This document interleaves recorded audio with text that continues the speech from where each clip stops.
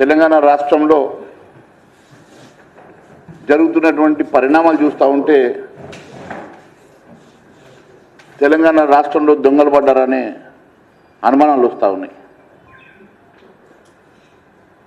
ఈ రాష్ట్రంలో ఎవరికి వారే ఏమన్నా తీరన్నట్టుగా ఈ రాష్ట్ర ముఖ్యమంత్రితో పాటు మంత్రులు ఎవరికి ఎంత దోస్తే అంత దోచుకోవాలని అంత దాచుకోవాలన్న ఆలోచనతో మాత్రమే పనిచేస్తున్నారు. ఈరోజు చాలా స్పష్టంగా అనేకమైనటువంటి అంశాలు ఆధారాలతో నేను మీ ముందు పెట్టబోతా ఉన్నాను. ఈ రాష్ట్రంలో అసలు ముఖ్యంగా ముందు నేను గౌరవ ముఖ్యమంత్రి గారిని అడగదలుచుకున్నాను. ఈ రాష్ట్ర ప్రభుత్వానికి టీఆర్ఎస్ పార్టీకి కాంగ్రెస్ పార్టీకి ఉన్నటువంటి ప్రేమ బంధం అనుబంధాలు ఎంత గట్టివో కూడా కొన్ని ఉదాహరణలు నేను చెప్తా. ఈ రాష్ట్రంలో జరుగుతున్నటువంటి దోపిడీ ఎంత పెద్ద ఎత్తున జరుగుతూ ఉన్నదో ఏ డిపార్ట్మెంట్కి ఆ డిపార్ట్మెంటు మంత్రులు ఆ డిపార్ట్మెంట్కి రాజులాగా వ్యవహరిస్తూ ఈరోజు రాష్ట్ర ఖజానాతో పాటు ఈ రాష్ట్రాన్ని పూర్తిగా దోచుకోవడమే కాదు ధ్వంసం చేస్తున్న సంగతి తెలియజేస్తా ఉన్నాను. ముందుగా నేను ముఖ్యమంత్రి గారిని 2 ప్రశ్నలు అడుగుతాను. ఈ రాష్ట్రంలో మీరు అపాయింట్ చేసినటువంటి మూసీ రివర్ ఫ్రంట్ చైర్మన్ ఎవరు? Musi river front chairman Narasimha Reddy, ఒక కన్ఫర్డ్ ఐఏఎస్. ఎవరైతే కేటీఆర్కి చాలా క్లోజ్ అసోసియేటో, కేటీఆర్ తోటి పూర్తిగా చట్టబట్టలు వేసుకొని తిరిగిన వ్యక్తి ఎవరైతే నాకు ఐఏఎస్ కన్ఫర్ట్ చేశారో ఆ వ్యక్తి ఈరోజు కాంగ్రెస్ పార్టీ ప్రభుత్వంలో సీఎండీగా పనిచేస్తూ ఉన్నాడు మూసీ రివర్ ఫ్రంట్కి. అదే మాదిరిగా హరీష్ దగ్గర 9.5 సంవత్సరాలు పిఏగా పనిచేసినటువంటి అశోక్ రెడ్డి ఈరోజు మేనేజింగ్ డైరెక్టర్. ఆ రోజు పూర్తిగా హరీష్ రావు గారి పర్సనల్ వ్యవహారం చూసినటువంటి వ్యక్తి, హరీష్ రావు గారి దగ్గర 9.5 సంవత్సరాలు పిఏగా పనిచేసినటువంటి వ్యక్తి. అదే హరీష్ రావు గారు ఆయన రికమెండ్ చేసి వారికి మరి ఐఏఎస్ కన్ఫర్ట్ చేస్తే ఐఏఎస్ అయిన వ్యక్తి ఈరోజు మేనేజింగ్ డైరెక్టర్గా మరి మూసీ రివర్ ఫ్రంట్కి పనిచేస్తూ ఉన్నారు. మరి వచ్చుడే 10,000 కోట్ల రూపాయలు 2 ప్యాకేజీలుగా విభజించి ఈరోజు 5,000 కోట్లు ఈయన చెప్పిన కాంట్రాక్టర్కి ఆయన టెండర్లు ఇప్పించాడు. ఇప్పుడు ఇంకొక 11,000 కోట్ల రూపాయలు టెండర్కి సిద్ధం చేయడం. ఏంటంటే మంచినీళ్ళు పోసి మూసీ రివర్లో నుంచి ఆ చెత్తను పంపించడానికి 21,000 కోట్లట. ఈరోజు తెలంగాణ ప్రజలు 2 పూటలు భోజనం చేయడానికి బాధపడుతూ ఉన్నారు. వారికి రావాల్సిన సంక్షేమ కార్యక్రమాల కోసం ఆలోచన చేస్తూ ఉన్నారు. వారికి రావాల్సిన ఇళ్ల కోసం, వారికి రావాల్సినటువంటి పెన్షన్ల కోసం, వారికి ఇచ్చినటువంటి రావాల్సిన సంక్షేమ పథకాల కోసం మీరు ఇచ్చిన హామీలు నెరవేరుస్తారేమో ఒకవైపు తెలంగాణ ప్రజానీకం చూస్తూ ఉంటే, ఈరోజు రాజుల పైస రాళ్లపాలు అన్నట్ల 1,000 కోట్ల రూపాయలు ఈరోజు మూసీ రివర్లో పోసి మరి ఆస్థాన గుత్తేదారులకు మీరు ఇస్తూ ఉన్నారు. ఆ ఆస్థాన గుత్తేదారులు ఎవరు? ఈరోజు తెలంగాణ రాష్ట్ర ప్రభుత్వం ఏర్పడిన తర్వాత 92,000 కోట్ల రూపాయల కాంట్రాక్టులు మీరు అప్పచెప్తే 82,500 కోట్ల రూపాయల కాంట్రాక్టులు కేవలం ఆంధ్ర గుత్తేదారులకు మీరు ఇచ్చిన మాట వాస్తవం కాదని అడుగుతున్నా. 92,000 కోట్ల కాంట్రాక్టులు మీరు ఫ్లోట్ చేస్తే 82,000 కోట్ల టెండర్లు కైవసం చేసుకున్నది మీరు ఇచ్చింది ఆంధ్ర గుత్తేదారులకు కాదా? మరి పోనీ ఆంధ్ర గుత్తేదారులు పనిచేస్తున్నారా అంటే 30 నుంచి 31% లెస్లో సబ్ కాంట్రాక్ట్కి ఇస్తూ ఉన్నారు. 30 నుంచి 31% సబ్ కాంట్రాక్ట్లు పాపం తెలంగాణ చిన్న కాంట్రాక్టర్ చేసుకుంటున్నారు. అంటే వాడు ఏం పని చేయకుండా మీరు ఇచ్చిన కాంట్రాక్ట్లను 30% అమ్ముకొని వాడు కూర్చున్న దగ్గర 30% వాడు సంపాదిస్తూ ఉంటే మీరు మాత్రం 1,00,000 కోట్ల కాంట్రాక్ట్లు అంటే 92,000 కోట్ల కాంట్రాక్ట్లు ఈరోజు ఫ్లోట్ చేసి దాంట్లో నుంచి 82,500 కోట్ల కాంట్రాక్ట్లు ఆంధ్ర గుత్తేదారులకు ఇచ్చిన మాట వాస్తవం కాదా? దీనికోసమైనా మేము తెలంగాణ రాష్ట్రాన్ని కోరుకున్నది, తెలంగాణ రాష్ట్రం కోసం మా బిడ్డలు బలిదానం ఇచ్చింది. ఈరోజు ఎక్కడికక్కడ దోపిడీ జరుగుతూ ఉన్నది. మరి నేను అడుగుతా ఉన్నాను, సీఎండీగా ఉన్నటువంటి నరసింహారెడ్డి కానీ, మా హరీష్ రావుకి పిఏగా ఉన్నటువంటి అశోక్ రెడ్డి కానీ, ఐఏఎస్ కన్ఫర్ట్ చేయించినటువంటి వ్యక్తులు ఈరోజు senior IAS officer direct recruitees ఉండగా వాళ్ళను కాదని ప్రమోటిస్ట్ని తీసుకొచ్చాడు పెట్టుకొని, అది కూడా హరీష్ రావు దగ్గర పిఏగా ఉన్న వ్యక్తిని కేటీఆర్ దగ్గర అసిస్టెంట్గా ఉన్న వ్యక్తులు తీసుకొచ్చి ఈరోజు ఒక సీఎండీగా ఒక ఎండీగా మీరు పెట్టి వాళ్ళ ద్వారా 1,000 కోట్ల రూపాయలు గుత్తేదారులకు ఇప్పించి ఈరోజు ఏం చెప్పదలుచుకున్నారు, ఏం చేయదలుచుకున్నారు అడుగుతా ఉన్నాను. అంటే మీకు హరీష్ కేటీఆర్కి మధ్య ఉన్నటువంటి సంబంధం ఏంది? ఈరోజు కాంగ్రెస్ పార్టీకి బీఆర్ఎస్ పార్టీకి మధ్య ఉన్నటువంటి అనుబంధం ఇది వాస్తవం కాదా? ఇది ఉదాహరణకి ఇది నిర్ధారణకు సరిపోదని అడుగుతా ఉన్నాను. ఈ రకంగా అనేకమైనటువంటి అంశాలు, దానికోసమైనా వాళ్ళని మీరు రక్షిస్తున్నది. 1,000 కోట్లు 1,00,000 కోట్లు వాళ్ళు కాజేసిందని, గెలిచిన తర్వాత వాళ్ళని జైల్లో పెడతాని, గెలిచిన తర్వాత వాళ్ళ నుంచి 1,00,000 కోట్ల రూపాయలు కక్కించి సంక్షేమ కార్యక్రమాలు చేస్తా అని చెప్పిన రేవంత్ రెడ్డి ఈరోజు అదే మనుషుల్ని తెచ్చి నీకాడ పెట్టుకొని వాళ్ళు ఏ రకమైన దోపిడీ చేసిండ్రో అదే రకంగా దోపిడీ వాళ్ళతో చేయించుకొని నీవు కూడా అదే పడలు నడుస్తున్నావు కదా. మరి వాళ్ళ మీద పెడుతున్న కేసులు, వాళ్ళ మీద పెడుతున్నటువంటి అనేకమైనటువంటి వాళ్ళ దగ్గర నుంచి సంపాదించినటువంటి ఆస్తుల్ని కక్కించి సంక్షేమ కార్యక్రమాలు చేస్తాను నమ్మిస్తావు కదా. మరి దేనికోసం అని చెప్పి ఈరోజు వాళ్ళ మీద వాళ్ళు చేసినటువంటి అవినీతి మీద మీరు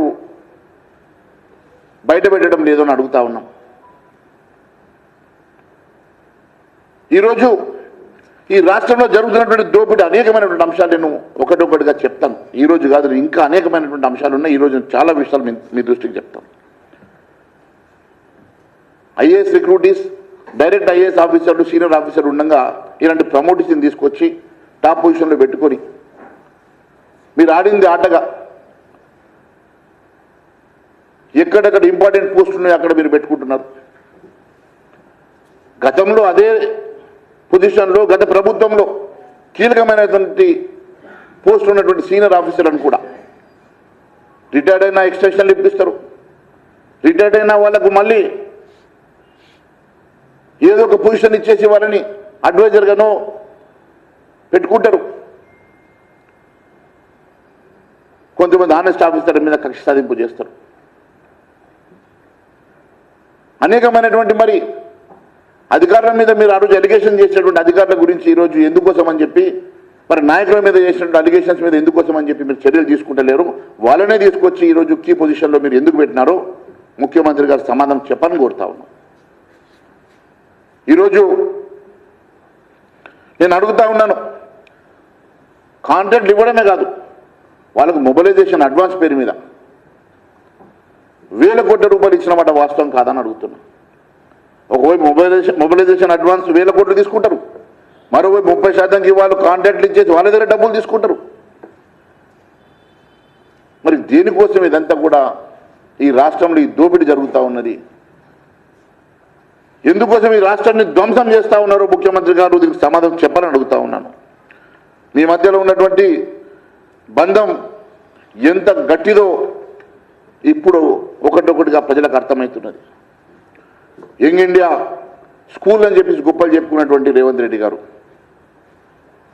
యంగ్ ఇండియా స్కూళ్ళు 20 స్కూళ్ళు ఒకటిగా చేసి ఒకే కాంట్రాక్టర్కి ఇవ్వాల్సిన అవసరం ఏమున్నది? ఆంధ్ర గుత్తేదారులకు 20 స్కూళ్ళను కలిపి ఒక ప్యాకేజ్గా చేసి 5,000 కోట్ల రూపాయలతో ఇస్తారు.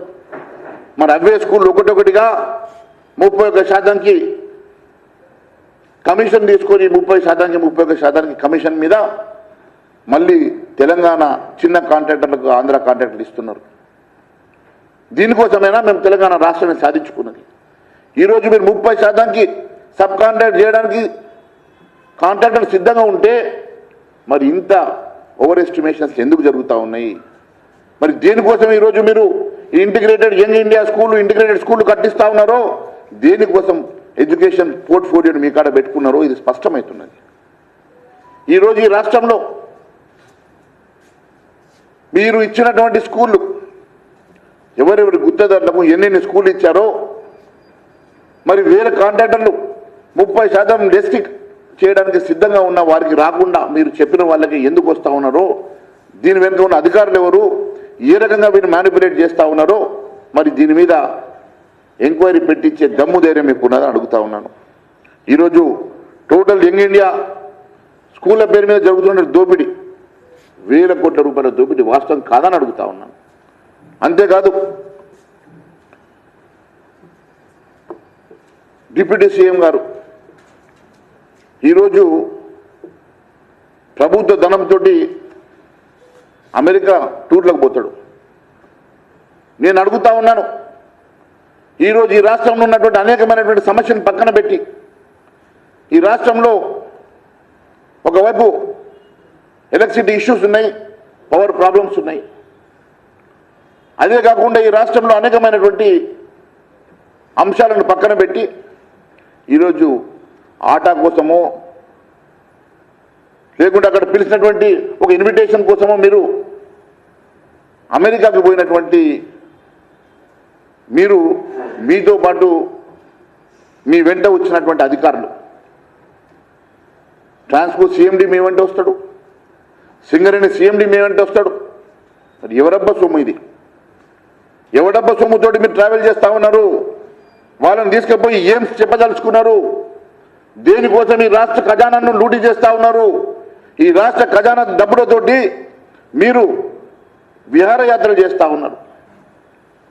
అంతేకాదు మీరు అక్కడ పోయింది ఆటా కోసమో విహారయాత్ర కోసమో కాదు, మీరు సంపాదించినటువంటి దొంగ సొమ్మును పంపకాల కోసం పోయినారు, లెక్కలు చూసుకోవడానికి కోసం పోయినారు. అక్కడ హవాలా పేరు మీద డబ్బులు తెప్పించుకొని దాచుకోవడానికి పోయినారు తప్ప ఈ రాష్ట్ర సంక్షేమం కోసమో, ఈ రాష్ట్ర ప్రజల కోసమో, ఈ రాష్ట్ర అంశం కోసమో మీరు అక్కడికి వెళ్ళిన మాట తప్పు కాదు. మీరు కేవలం మీ స్వార్థం కోసం అక్కడికి వెళ్ళిన తప్ప ఈ రాష్ట్ర ప్రయోజనం కోసం వెళ్ళిన మాట కాదు. నేను అడుగుతా ఉన్నాను, ఈరోజు సింగరేణి సీఎండీకి, ట్రాన్స్కో సీఎండీకి ఈ అమెరికా టూర్ తోటి ఏం సంబంధం? ఆటాతోటి ఏం సంబంధం? మీరు ప్రభుత్వ ధనంతో ఈ రకమైనటువంటి విహారం చేసుకుంటూ 10 రోజుల పాటు మీరు అమెరికా టూర్లలో మీ బ్లాక్ మనీని వైట్ మనీ చేసుకోవడానికి పోయినరా, లేక సంపాదించిన సొమ్మును దాచుకోవడం కోసం పోయినరా, లేక అక్కడ కూర్చొని ప్రశాంతంగా లెక్కలు తేల్చుకోవడం కోసం పోయినరా? ఇప్పుడు వీరు వస్తారో రారో మళ్ళా సీఎం గారు పోతారట.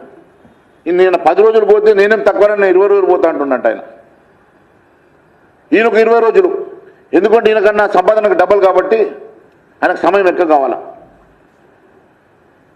ఈయనకు కూడా సంపాదనను అక్కడ మరి ఎవరెవరు దొరకపోతాడు రేపు ఈ నెంబర్, ఆయన నెంబర్ ఉన్నటువంటి లెక్కలు చెప్పేందుకు, లెక్కలు అప్పచెప్పుకోతందుకు, మరి దాచుకోవడానికి, దాచుకోవడానికి జాగా లేనట్టున్నది. దాచుకోవడానికి వాళ్ళు అమెరికా టూర్ల పేరు మీద పోయి ఎక్కడెక్కడ ఎంతెంత దాచాలనో ఒక ప్రోగ్రాం చేసుకున్నట్టు కనబడతా ఉన్నది. ఈరోజు రాష్ట్రంలో అనేక సమస్యలు ఉన్నాయి. ఈ రాష్ట్రంలో ఉన్నటువంటి సమస్యలు పక్కన పెట్టి, ఈ రాష్ట్రంలో ఉన్నటువంటి ప్రజా సమస్యలు కూడా పట్టించుకోకుండా, ఇచ్చినటువంటి హామీలు నెరవేర్చకుండా మీరు దోచుకున్న డబ్బును దాచుకోవడానికి విహారయాత్రలు చేస్తున్నమాట వాస్తవం కాదని అడుగుతా ఉన్నాను. అంతేకాదు సింగరేణిలో అనేకమైనటువంటి స్కాములు ఉన్నాయి. ఈరోజు బట్టి విక్రమార్క గారు, మాకు చాలా అనుమానాలు ఉన్నాయి. మరి మొన్న ఒక పత్రికలో వచ్చినటువంటి వార్త మీద ఖచ్చితంగా ఎంక్వైరీ చేసే దమ్ము ధైర్యం మీకు ఉన్నదా? ఎవరెవరు అకౌంట్లోకి వెళ్ళి ఎంతెంత అమౌంట్ ఎక్కడెక్కడ ట్రాన్స్ఫర్ అయినాయో దాని మీద పూర్తిగా నిజ నిర్ధారణ చేసేటువంటి దమ్ము ధైర్యం మీకు ఉన్నదని అడుగుతున్నా. ఈరోజు సింగరేణిలో జరిగిన అనేకమైనటువంటి అవకతవకలు ఇప్పుడే ఒక ఎంక్వైరీ నడుస్తూ ఉన్నది. 466 మంది అవుట్సోర్సింగ్ ఉద్యోగుల మీద అక్రమాలు జరిగినాయని చెప్పేసి దాని మీద ఒక ఎంక్వైరీ జరుగుతున్నది. దాంతోపాటు అక్కడ మీరు గత ప్రభుత్వంలో ఏఎంఆర్కి ఇచ్చినటువంటి కాంట్రాక్ట్ మీద ఎంక్వైరీ చేసే దమ్ము ధైర్యం మీకు ఉన్నదా? ఏఎంఆర్ కంపెనీకి ఇచ్చినటువంటి కాంట్రాక్టుని మీరు కొనసాగిస్తూ ఉన్నారు, ఆ లూటీని కొనసాగిస్తూ ఉన్నారు. దాని వెనుక ఉన్న మతలబేంది? నిజంగా మీకు సింగరేణి ప్రయోజనం మీద ఏ మాత్రం చిత్తశుద్ధి ఉన్నా ఏఎంఆర్కి ఇచ్చినటువంటి కాంట్రాక్ట్ని రద్దు చేయాల్సినది పోయి ఒక ఆంధ్ర గుత్తేదారికి మీరు వత్తాసు పలుకుతూ ఈరోజు సింగరేణిలో వేల కోట్ల రూపాయలు, ఎందుకంటే మీ కేబినెట్ మంత్రి వివేక్ వెంకటస్వామి గారే చెప్పిండ్రు, దాంట్లో ఏఎంఆర్ సంస్థకి ఇచ్చినటువంటి ఆ కాంట్రాక్ట్ వెనుక 20,000 కోట్ల రూపాయల కుంభకోణం ఉన్నదని చెప్పిండు. మరి 20,000 కోట్ల రూపాయల కుంభకోణాన్ని వెలికి తీయాల్సింది పోయి దాన్ని ఎంక్వైరీ చేయాల్సింది పోయి ఎందుకు వత్తాస పలుకుతున్నావు? దాని వెనుక బట్టి విక్రమార్క గారికి మరి ఏం లాభం ఉన్నది? దాని వెనుక వారికి ఉన్నటువంటి ఇంటర్నల్ అండర్స్టాండింగ్ ఏమున్నదో దానికి సమాధానం చెప్పాలని కోరుతా ఉన్నాం. అంతేకాదు మొన్నటికి మొన్న ఒక బ్లాక్ టెండర్ విషయంలో ముఖ్యమంత్రికి ఉప ముఖ్యమంత్రికి మధ్యలో విభేదాలు వచ్చినట్టు ఆ టెండర్ క్యాన్సిల్ అయినట్టుగా మనం పేపర్లో చూసినాం. అంటే ఒక్కొక్క టెండర్ ఏమన్నా వేల కోట్ల రూపాయలు దాగి ఉన్నాయి కాబట్టి ఆ టెండర్ అంశం లోపల ముఖ్యమంత్రికి ఉప ముఖ్యమంత్రికి పొత్తు కుదరలేదు కాబట్టి వాస్తవాలు బయటకు వచ్చినాయి కాబట్టి టెండర్ క్యాన్సిల్ అయింది. ఎక్కడ ఏ బ్లాక్ ఉంటే అది ఒక గోల్డ్ మైన్ లెక్క దాన్ని ఎట్లా పంచుకోవాలనే ఆలోచన తప్ప సింగరేణికి ఏ రకంగా లాభం చేద్దాం, ఇది జాతీయ సంపద కాబట్టి దీన్ని కాపాడుకోవాలా, దీని ద్వారా ఈ రాష్ట్ర ప్రయోజనం కోసం కేంద్ర ప్రయోజనం కోసం ప్రజల ప్రయోజనాల కోసం పనిచేయాలన్న ఆలోచన కాదు, దొరికినంత దోచుకోవాలన్న ఆలోచన చేస్తూ ఉన్నారు తప్ప. నేను అడుగుతా ఉన్నాను, ఇక్కడ మీరు సింగరేణిలో ప్రొడ్యూస్ చేసేటువంటి కరెంటుని ఇతరులకు అమ్ముడింది, మీరు అధిక రేట్లతో సింగరేణికి కొనడం ఏంది? తక్కువ ధరకు అమ్మి ఎక్కువ ధర కొనడం ఏంది? మీరు కోల్ని 3rd గ్రేడ్ క్వాలిటీ కింద అప్పచెప్పినటువంటి ఆ బ్లాకు ఈరోజు మీరు ఏ రేటుతో కొంటా ఉన్నారు? గ్రేడ్ 1 క్వాలిటీతో కొంటున్నారు. ట్రాన్స్పోర్టేషన్లో బెల్ట్లు కట్టారు, దాంట్లో జరిగిన అవకతవకల గురించి మాట్లాడరు. వేల కోట్ల రూపాయల కుంభకోణం గురించి మాట్లాడరు. ఈ రకంగా సంపాదించినటువంటి వేల కోట్ల రూపాయల కుంభకోణంలో సంపాదించిన డబ్బులు ఎక్కడెక్కడ ఎట్ట దాస్తున్నారో ఇప్పుడిప్పుడే బయటపడతా ఉన్నాయి. మొన్నగా పేపర్లో కథనం వచ్చింది, ఎవరో ఆ ఎమ్మెల్యే పేరు నాకు తెలియదు. ఆ ఎమ్మెల్యే ఒకటే రోజు 100 కోట్ల రూపాయలు వైట్ మనీ కట్టేసిండు, 10 ఏళ్లలో కట్టింది ఏడాదిలో కట్టిందని చెప్పి పేపర్ చదివినా నాకు తెలియదు. ఈ రకంగా మరి అవి బట్టి విక్రమార్క దాచుకునేటువంటి డబ్బులా? బట్టి విక్రమార్కకి బినామీలు ఏమైనా ఉన్నారా? ఎక్కడెక్కడ బట్టి విక్రమార్క గారు సంపాదించిన డబ్బులు దాస్తా ఉన్నారో, దోచుకున్న డబ్బులు మరి దేశంలో సరిపోక ఈరోజు విదేశాల్లో దాచేందుకు పోయిందా? దీనికి సమాధానం చెప్పాలా? బట్టి విక్రమార్క గారిని అడుగుతా ఉన్నాను. అనేకమైనటువంటి అంశాలు సింగరేణిలో జరిగినటువంటి స్కాములే కాదు, నేను ఈరోజు అడుగుతా ఉన్నాను, ఈ రకమైనటువంటి వైట్ కాలర్ అఫెన్సెస్ అనేకమైనటువంటి ఉప ముఖ్యమంత్రి గారు, అదే మాదిరిగా మంత్రుల సంగతి, ఉత్తమ్ కుమార్ రెడ్డి గారి శాఖలో కూడా సివిల్ సప్లైస్లో మొన్నటికి మొన్న స్టీఫెన్ రవీంద్ర గారు కమిషనర్గా ఉన్నటువంటి వ్యక్తి చెప్తా ఉన్నాడు దాదాపు 99,000 మెట్రిక్ టన్నుల ధాన్యం మిస్సింగ్ అని. అంటే ఎట్లా మిస్సింగ్ అయింది? 9,000 మెట్రిక్ టన్నుల ధాన్యం మిస్సింగ్ అంటే దీని వెనుక ఉన్నటువంటి మతలబ్ ఏంది? ఎట్లా మిస్సింగ్ అయింది? అనేకమైనటువంటి రైస్ మిల్లర్లు డిఫాల్టర్గా మారి ఇచ్చిన ప్యాడీని అమ్ముకొని డబ్బు రిటర్న్ కడతలేరు. వాటి మీద చర్యలు ఏంది? అంతేకాదు అనేకమైనటువంటి టెండర్ కుంభకోణాల విషయం గతంలో నేను మాట్లాడినా, టెండర్ కుంభకోణాల గురించి గతంలో మాట్లాడినా, ఎక్స్పోర్ట్ అంశంలో నేను మాట్లాడినా. అదే మాదిరిగా రైస్ మిల్లర్లు తీసుకున్న ప్యాడీ రిటర్న్ చేయక దాని వెనుక ఉన్నటువంటి వ్యత్యాసాల గురించి నేను మాట్లాడినా. చివరకు మీరు టెండర్లు కొంతమందిని భయపెట్టి మీరు అనుకున్న వాళ్ళకు టెండర్లు ఇస్తే వాళ్ళు కూడా నడవంతరం చేసిపోయిండు. కానీ వాళ్ళు వసూలు చేసేటువంటి విధానం, ప్యాడీ తీసుకోకుండా డబ్బులు వసూలు చేసే విధానం, పోలీసులు పెట్టి చేసినటువంటి విధానం అయినప్పటికీ కూడా ఈరోజు వరకు రికవరీ చేయలేదంటే మరి కొంతమంది దగ్గర రికవరీ చేయడం ఏంది, కొంతమంది దగ్గర రికవరీ చేయకపోవడం ఏంది? ఆ అంశంది కూడా త్వరలో నేను మాట్లాడతాను. మరి అలాంటి సివిల్ సప్లైస్లో జరిగినటువంటి అనేకమైన అవకతవకల గురించి దీనికోసం అని చెప్పి ముఖ్యమంత్రి గారు చర్యలు తీసుకుంటలేరు. సింగరేణి మీద జరిగినటువంటి అవకతవకల మీద దేనికోసం అని చెప్పి ముఖ్యమంత్రి గారు మరి చర్యలు తీసుకుంటలేరు. మరి ముఖ్యమంత్రి గారు నేరుగా మానిటర్ చేసేటువంటి విద్యాశాఖలో, మూసీ రివర్లో, మున్సిపాలిటీలో జరిగినటువంటి అనేకమైన అవకతవకల గురించి నేను మాట్లాడితే దానికి స్పందించరు. ఈరోజు నిజంగా ఈ రాష్ట్రంలో దొంగలు పడ్డారా అనే తీరుగా ఈ రాష్ట్రంలో ఏ శాఖను వదలకుండా ఎక్కడికక్కడ లక్షల కోట్ల రూపాయల దోపిడీ జరుగుతున్నమాట వాస్తవం కాదని అడుగుతా ఉన్నాను. అంతేకాదు ఈరోజు కాంట్రాక్టర్లు బిల్లు చెల్లించుకోవాలంటే కూడా భయపడే పరిస్థితి. గతంలో 7% ఇస్తే తప్ప బిల్లులు ఇవ్వనటువంటి ఫైనాన్స్ డిపార్ట్మెంట్ ఈరోజు 10% ఇచ్చినా డబ్బులు ఇస్తలేదు. కాంట్రాక్టర్లు బెంబెలెత్తిపోతున్నారు. వర్కులు చేయమంటే తాళాలు వేసుకొని పారిపోతున్నారు. కేవలం వారు అనుకున్న వాళ్ళకు మాత్రమే, బడా బడా కాంట్రాక్టర్లకు, ఆస్థాన గుత్తదారులకు మాత్రమే బిల్లులు వస్తున్నాయి తప్ప పాపం చిన్న కాంట్రాక్టర్లు ఈరోజు రోడ్డున పడే పరిస్థితి ఉన్నమాట వాస్తవం కాదని అడుగుతా ఉన్నాను. అంతేకాదు పెద్ద కాంట్రాక్టర్లకు ప్రతి నెల ఖచ్చితంగా ఒక డేట్ ఇచ్చేసి వాళ్లకు బిల్స్ క్లియర్ చేస్తారు కదా. మరి ఆ పద్ధతి మీడియం అండ్ చిన్న తర కాంట్రాక్టర్ల కోసం ఎందుకు వివక్ష చూపిస్తూ ఉన్నారు? ఎందుకంటే పెద్దవాళ్ళ దగ్గర ఒకేసారి చాటుగా తీసేసుకోవచ్చనా? మీ ఫైనాన్స్ విధానం ఏంది?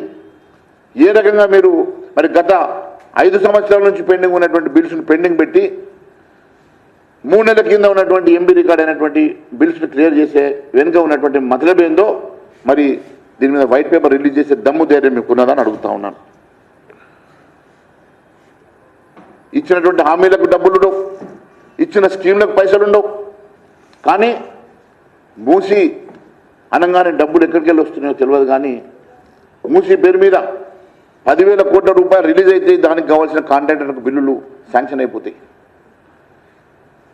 ఆ ఇద్దరు గుత్తదారులు ఎవరు మరి? అదే మాదిరిగా ఇప్పుడు 11,000 కోట్లకు కూడా డిపిఆర్ రెడీ చేసిందంట. అదే నరసింహారెడ్డి, అదే అశోక్ రెడ్డి. ఆ గుత్తదారులు కూడా ఇద్దరికి కావాల్సిన వాళ్ళేనట.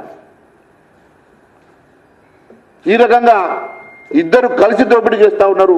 వాళ్ళు కేవలం కుర్చీలో కూర్చోలేదు కాబట్టి వాళ్ళ పనులు అవుతలేవు. వీళ్ళ కుర్చీలో కూర్చున్నారు. వీరిద్దరు కలిసి కట్టుగా చేస్తున్నటువంటి ఇది ఒక బూటక నాటకం కాదని అడుగుతున్నా. మరి నిజంగా దమ్ము ధైర్యం ఉంటే నేను ఈరోజు కేటీఆర్ గారిని, హరీష్ రావు గారిని అడుగుతా ఉన్నా, ఈ అక్రమాల మీద కనబడతలేవా?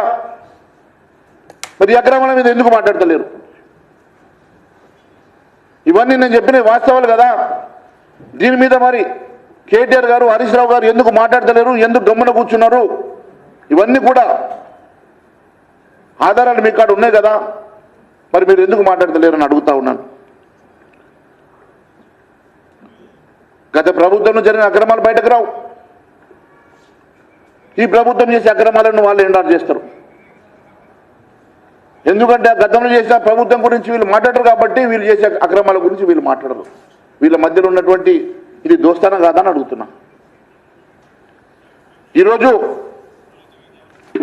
మీ బంధము అంత అర్థమవుతున్నది. ఇంకొక పెద్ద మనిషి, అసలు ఆ పెద్ద మనిషి గురించి మాట్లాడాలంటేనే ఈ రాష్ట్రంలో సడన్గా రాత్రికి రాత్రే వేల కోట్లకు పరుగులెత్తినటువంటి వ్యక్తి. ఒక గుత్తేదారి మంత్రి అయితే ఎట్లా ఉంటుందో, ఒక దొంగకు తాళాలు ఇస్తే ఎట్లా ఉంటుందో గట్లా ఉన్నది. ఈరోజు ఒక గుత్తేదారు వచ్చి రెవెన్యూ మంత్రిగా కూర్చుంటే ఏ రకంగా దోపిడీ చేయగలుగుతాడో ఆయన దోపిడీ చేసి చూపిస్తున్నాడు. ఈ రాష్ట్రంలో వేల కోట్ల రూపాయలు ఆస్తులు ఏ రకంగా నీ కంపెనీలకు ట్రాన్స్ఫర్ అయినాయి, వేల కోట్ల రూపాయల ఆస్తులు మీ కంపెనీకి రాత్రికి రాత్రి ఎట్లా బదలాగవుతా ఉన్నాయి, నీ 103 షెల్ కంపెనీల సంగతి ఏంది, నీ కుటుంబ కంపెనీకి ట్రాన్స్ఫర్ అయినటువంటి భూముల సంగతి, మరి ఆ పెద్ద సంస్థ నుంచి వచ్చినాయి కదా. ఆ ఫినిక్స్ సంస్థ గతంలో మరి టీఆర్ఎస్ ప్రభుత్వంలో కూడా కీలక పాత్ర పోషించాడు కదా. అదే వ్యక్తి ఈరోజు నీ శాఖలో కూడా, నీ ప్రభుత్వంలో కూడా కీలక పాత్ర పోషిస్తున్నాడు కదా. మరి మీ మధ్యలో ఉన్న బాంధవ్యం ఏంది? నీ కంపెనీ పేరు మీద ఒకే సంస్థ దగ్గరికి వెళ్ళి 15,000 కోట్ల రూపాయల విలువైనటువంటి భూములు ట్రాన్స్ఫర్ అయిన మాట వాస్తవం కాదా? అది నీ కుటుంబ సంస్థ కాదా? దాంతోపాటు ఈ రాష్ట్రంలో దాదాపు 1,00,000 కోట్ల రూపాయలు విలువ చేసేటువంటి భూములు నీకు, నీ బినామీ కంపెనీలకు బదలావు జరిగిన మాట వాస్తవం కాదా? అవన్నీ చిట్టా నన్ను బయట పెట్టమంటారా? లేకుంటే కేటీఆర్ గారి దగ్గర కూడా ఆ చిట్టా ఉంది, మరి వారెందుకు బయట పెడతలేరు? ఈరోజు నేను అడుగుతా ఉన్నాను 22 గురించి. ఎందుకోసం 22 ABCD ఏదన్నా ఉన్నది ప్రభుత్వానికి, ఎండోమెంట్కి, వక్ఫ్ బోర్డుకి, ప్రభుత్వానికి అసైన్ భూములకు మాత్రమే పెట్టేటువంటి ఆ 22A ఈరోజు ప్రైవేట్ భూములకు ఎందుకోసం పెడతా ఉన్నారు? మరి మీరే పెడతారు ఎందుకు, మీరే తీస్తారు ఎందుకు? మరి మీరు ఇప్పటి వరకు ఎన్ని లక్షల ఎకరాల భూమి 22Aలకు ట్రాన్స్ఫర్ అయిందో, మళ్ళీ అవి 22Aలకు వెళ్ళి బదలాయిపోయి ఎన్ని ఎకరాలు వాపసు వచ్చినాయో దాని వెనుక ఉన్న కారణం ఏంది? 22 దేనికోసం పెట్టిండ్రు? ప్రైవేట్ కంపెనీలకు 22 ఎట్లా వర్తింపు అవుతుందా? ఒక వర్తింపు అయితే మీరు 22 పెట్టి బ్లాక్ చేసినటువంటి భూముల్ని మళ్ళీ మీరు రివర్ట్ చేస్తారు కదా. మరి వాటికి కారణాలు ఏంది? మిగిలినవి ఇంకా 22లోనే ఉండడానికి కారణాలు ఏంది? ఏదో స్టేట్మెంట్ ఇస్తాడు, ఏదో న్యాయం చేస్తా గరీబోళ్లకు, అట్లా జరగనివ్వను, సామాన్యులకు ఇబ్బంది పెట్టనియను. అయ్యా, ఇది సామాన్యుడైనా, మధ్యతరగతి వాడైనా, పెద్దవాడైనా చట్టం అందరికి ఒకటే కదా. మరి ఈ చట్టాన్ని ఎందుకు ఉల్లంఘిస్తూ ఉన్నారు? ఎవరికైనా న్యాయం ఒకటే కదా. నేను అడుగుతా ఉన్నాను, ఏ ప్రతిపాదికన మీరు ఈరోజు 22 ABCDలో పెడతా ఉన్నారో, ఈ 22Aలో మళ్ళీ ఎందుకు బదలావు జరుగుతూ ఉన్నదో, దాని వెనుక మీకు రావాల్సిన 40% వస్తేనే బదలావు జరుగుతుందా? ఒక దుకాణం పెట్టుకున్నారు మీరంతా, ఎక్కడికక్కడ ఈ రాష్ట్రంలో ఉన్నటువంటి భూముల్ని దోచుకోవాలనే ఆలోచనతోటే ఎక్కడికక్కడ ఈ దోపిడీ జరుగుతున్న మాట వాస్తవం కాదా అడుగుతున్నా. పొంగురెడ్డి శ్రీనివాసరెడ్డి, నువ్వు చేసే దోపిడీ, నువ్వు చేసే అరాచకాలు ఒక్కటొక్కటిగా బయట పెడతాం. భారతీయ జనతా పార్టీ అన్నీ గమనిస్తూ ఉన్నది, అన్ని అంశాలను క్షుణ్ణంగా పరిశీలిస్తున్నాం. ఒక్కటొక్కటిగా బయట పెడతాం. నువ్వు అనుకుంటుండొచ్చు కళ్ళు మూసుకొని పిల్లి పాలు తాగినట్లు ఆల్రెడీ నేను సంపాదించిన నన్ను ఎవడేం చేరడు అనుకుంటుండొచ్చు. నువ్వు సంపాదించిన ప్రతి రూపాయికి లెక్క ఉంటుంది. ఇప్పటి వరకు నీ కంపెనీల మీద, నీ బినామీ కంపెనీల మీద ఎన్ని వేల కోట్ల రూపాయల ఆస్తులు బదలావైనాయో అవన్నీ బయటకు వస్తాయి. నువ్వు చేసినటువంటి గత ఆర్థిక నేరాలు, నువ్వు చేసిన బ్యాంక్ గ్యారెంటీల దగ్గరికి వెళ్ళి బయటకు వస్తాయి. నువ్వు అనుకుంటుండొచ్చు భారతీయ జనతా పార్టీ మాట్లాడతలేదని. ఖచ్చితంగా భారతీయ జనతా పార్టీ ఖచ్చితంగా పరిశీలన చేస్తూ ఉన్నది. దీని మీద మేము ఒక ప్రణాళిక ఏర్పాటు చేసుకొని ఖచ్చితంగా వాస్తవాలు బయట పెడతాం, మీ సంగతి చూస్తామని తెలియజేస్తా ఉన్నాను. నేను ఈరోజు టీఆర్ఎస్ పార్టీని కూడా అడుగుతా ఉన్నాను, మీకు దమ్ము ధైర్యం ఉంటే ఈ వాస్తవాలు నిజమైతే మీరు కూడా ఎందుకు మాట్లాడతలేరో, ఈ ప్రభుత్వం ఎందుకు నిలదీస్తలేరో దీనికి సమాధానం చెప్పాలని కోరుతా ఉన్నాను. అంతేకాదు ఇంకా అనేకమైనటువంటి అంశాలు ఒక్కటొక్కటిగా బయట పెడతాం. ఈ కాంగ్రెస్ పార్టీ చేసే అరాచకాలను, కాంగ్రెస్ పార్టీ చేసే అవినీతిని, కుంభకోణాలను అన్నిటిని బయట పెడతామని తెలియజేసుకుంటూ ధన్యవాదాలు తెలియజేస్తా ఉన్నాను.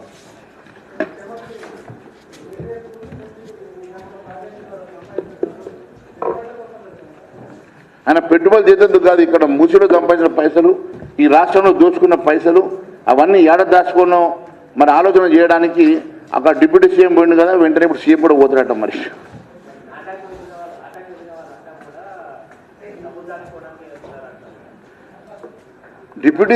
డిప్యూటీ సీఎం గారు ఆట కోసం పోతే ఆయన ఎంబడ సీఎండి ఎందుకు, సింగరేణి సీఎండి ఎందుకు పోవాలా, ఆయన ఎంబడ ట్రాన్స్కో సీఎండి ఎందుకు పోవాలా, ఆయన ఎంబడ అంత పెద్ద మరి వ్యక్తులు, మనుషులు ఆయన ఎంబడ అక్కడ పోయినారు కదా.